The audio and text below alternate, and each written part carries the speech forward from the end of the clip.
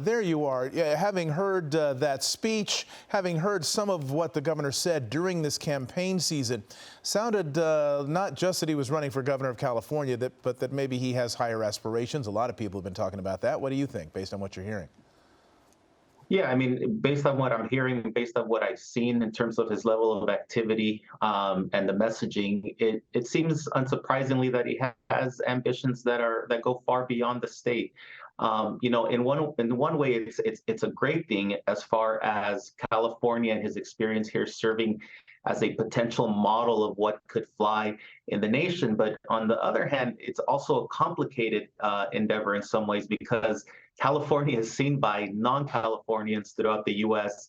sort of as extreme or a vision of America that perhaps they're trying to keep at bay. And as you heard by his comments, there are many areas, many states, many locales throughout the United States where everything that California stands for, say progressivism, diversity, et cetera, is not really what they're in the market for. So it'd be interesting to have him in the race, but as far as, whether that's just, a skate in the park, highly doubtful. All right. The polls closed about 15 minutes ago, and we are now seeing some of the election results. And Karen Bass seems to be in the lead. She has a healthy lead. Any predictions in that race? So I think it's actually in many ways hers to lose, right? She entered this race a while back as a candidate with more experience, more name recognition, and established track record. And I think what often gets lost on many of us who don't habitually follow politics is, she has a long track record, both at state, national, and local politics, which means that if she were to be elected, she actually has a realistic chance of moving the needle on a lot of the local problems that seem to be on voters' minds. One of the knocks on Karen Bass was that she has not really had to deal with a very competitive race before.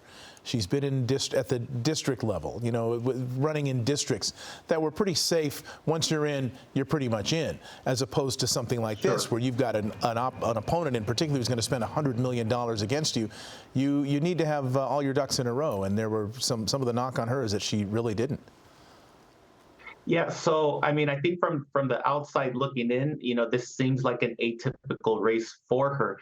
But if you follow sort of her moves and counter moves, I mean, in many ways, she's let Rick Caruso spend the money that he has to try to get his name amplified.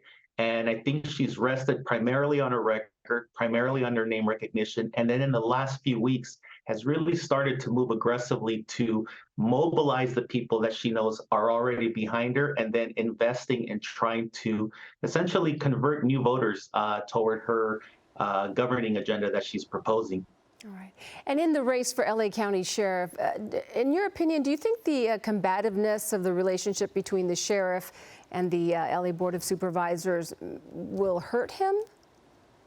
Oh, most definitely. I mean, it's basically the main talking point for folks behind efforts to unseat him, right? So, I mean, in some ways, it's actually a very basic, resonant message, which is, a sheriff has to be sort of tough on crime, if you will, but they also have to have a good bedside manner because they're not the only stakeholder in county politics, especially as it concerns law enforcement and the many areas that law enforcement is now creeping into, such as the issue of homelessness.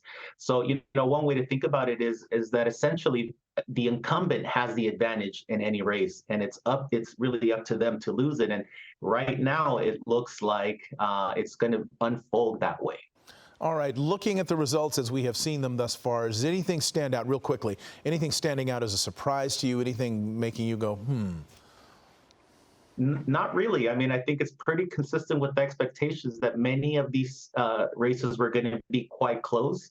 And that's what we're seeing. Any patterns that are emerging right now is just simply a function of which votes we're counting first. Okay. All right.